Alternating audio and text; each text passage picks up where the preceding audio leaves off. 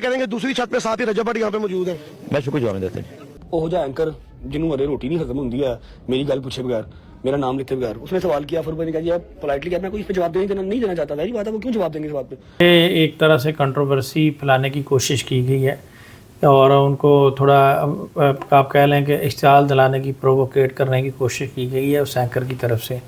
फ़र्क खोकर का और रजब भट्ट का कोई मुआवजा नहीं है। बिल्कुल ऐसा ही है। रजब भट्ट एक यूट्यूबर है, उसकी अपनी एक डोमेन है, बिल्कुल ऐसा ही। लेकिन फ़र्क खोकर की क्लास और है बिल्कुल ऐसा ही ठीक है। इंसानी ज़िया हुआ है, मुसलमानों पे हमला हुआ है, ठीक है ना। कोई भी यूट्यूबर नहीं गया, रजब भट्ट वहाँ पहुँच गया है।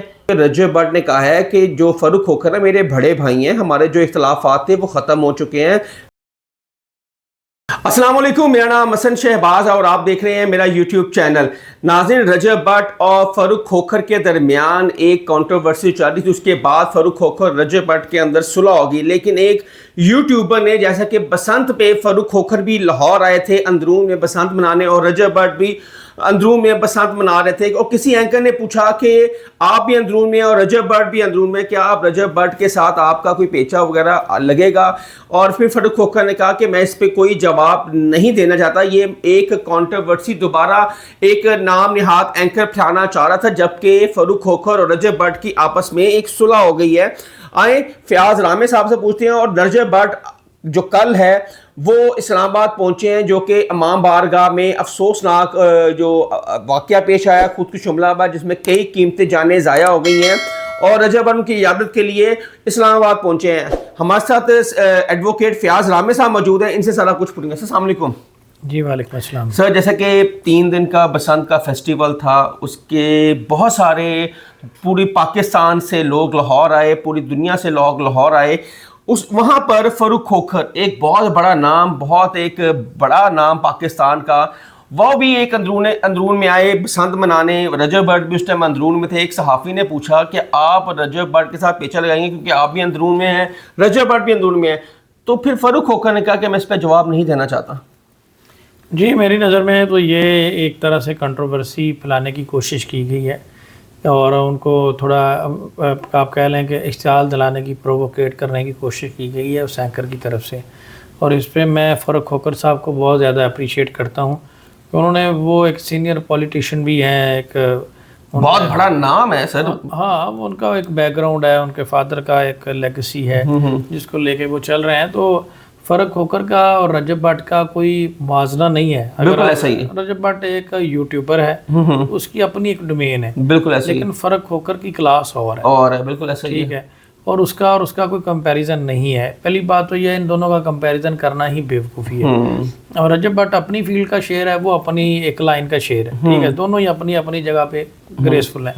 तो बात करने का मकसद ये है कि फ़र्रुख खोखर साहब ने बड़ा अक्लमंदी और दनाई का मुजाहरा किया है कि उन्होंने कहा जी मैं इसके ऊपर बात नहीं करना चाहता। और अगर इस तरह का जेस्चर उन्होंने दिया है तो मेरे ख्याल में ये बहुत ही अच्छी बात है, और उन्होंने इस बात का सबूत दिया है कि वो वाकई एक मंजे हुए सियासतदान है और एक बाशऊर और पढ़े लिखे इंसान है। तो बिल्कुल इस बात को अप्रिशिएट करते हैं। और अभी रिसेंटली जैसा आपने कहा कि रजब भट्ट इस्लामाबाद भी गया, तो वहाँ पे भी कोई किसी किस्म का उससे इस्लामाबाद जाने से पहले सर रजब भट्ट का ऑडियो बयान भी आया है कि इंतशार ना फैलाया जाए, मेरे वो बड़े भाई हैं, हमारे में ऐसी कोई चीज़ नहीं है, ठीक है। चंद यूट्यूबर मेरा नाम लेकर आप फेम तो कमा लेंगे, व्यूज़ तो आ जाएंगे, लेकिन इंतशार मत फैलाएं। ये रजब भट्ट का बहुत ही अच्छा इक़दाम था और बहुत अच्छा एक वॉइस नोट भी उन्होंने भेजा। मैं कहता हूँ कि ये बहुत ही अक्लमंदी का मुजाहरा किया रजब भट्ट ने भी। और इस तरह की जो कंट्रोवर्सीज होती हैं उसमें ये लोग तो सिर्फ आवाज़ देने वाले होते हैं, नुकसान अपना ही होता है। और मैंने पहले ही कहा कि रजब भट्ट का और फ़र्रुख खोखर का कोई मुआवजा नहीं है। और रजब भट्ट ने अगर ये बात की है तो बड़ा अच्छा उन्होंने भी ये स्टेप लिया है कि उन्होंने इस चीज़ को माना है कि वो मेरे बड़े भाई हैं। देखें, फ़र्रुख खोखर साहब जो है ना, उनका मैंने पहले ही आपको बताया कि उनका लाइन ही डिफरेंट है, बिल्कुल ठीक है।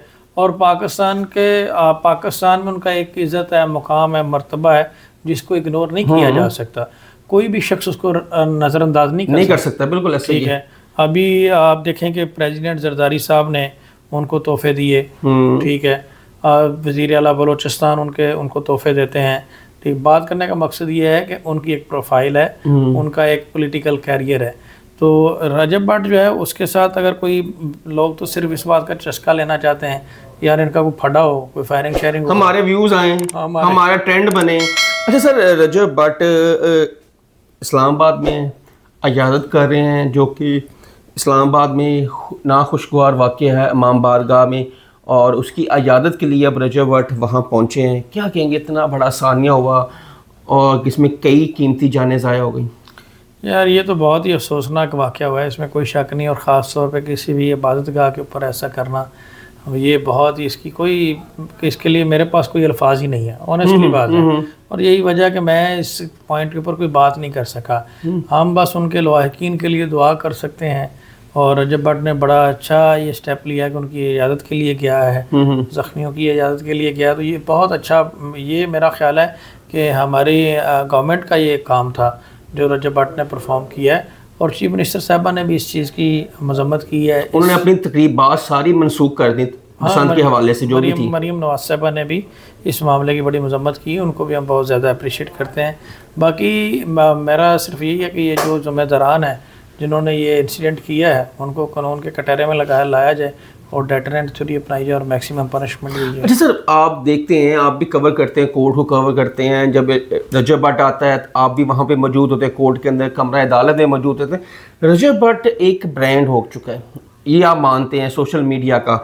क्या लोग उसको नेगेटिव लेकर, अपने व्यूज़ लेकर और इंतशार फैलाकर उन लोगों को क्या कहेंगे जब ये तरकई में ये जो हमला हुआ, खुदकुश हमला, उसके बाद रजब भट्ट पे बड़ी ट्रोलिंग हो रही थी कि जी गुड़ियाँ उड़ा रहा है, बसंत में आ रहा है, वहाँ क्यों नहीं गया? ये लोगों को क्यों नहीं समझ आती? अब देखिए आज वो गया है अयादत के लिए, उन लोगों को क्या कहेंगे जो इसके खिलाफ ट्रोलिंग कर रहे थे? देखें यार, रजब भट्ट इसमें तो कोई शक नहीं एक बहुत बड़ा ब्रांड बन चुका है। और इस वक्त मैं कहता हूँ कि मैंने बड़े बड़े लोगों को उसके साथ सेल्फी लेने के लिए इंसिस्ट करते हुए देखा। बहुत सारे लोगों ने तो मुझे कहा जी आप नदीम मुबारक साहब के साथ राब्ते में रहते हैं, रजब के साथ राब्ते में रहते हैं, तो हमारी कोई जब कोर्ट वगैरह में आते हैं तो कोई सेल्फी का मौका हमें लेकर दें। तो बात करने का मकसद ये, इसमें तो कोई शक नहीं। लेकिन ये अब जब कोई कभी ऐसा किसी शख्स को फेम मिल जाता है, शोहरत मिल जाता है, तो फिर आपको पता है कीचड़ उछालने वाले भी होते हैं। कुछ लोग आपकी सपोर्ट में बात करते हैं, कुछ आपके ख़िलाफ़ करते हैं। तो इससे ये इस चीज़ की निशानी है कि रजब भट्ट वाकई ही सक्सेसफुल हो चुका है। मैं सिर्फ ये बात करूँगा कि जो आपने कहा कि वो गुड़ियाँ उड़ाते रहे, वो उन्होंने इवेंट ऑलरेडी प्लान किया हुआ था। सडनली एक ही इंसिडेंट हुआ। अब उसी दौरान उन्होंने उसको कैसे, उन्होंने मजम्मत भी की, उन्होंने सोशल मीडिया पे उन्होंने मजम्मत भी की, और उन्होंने जैसे ही उसको वाइंड अप करके तो वहाँ पहुँच गए।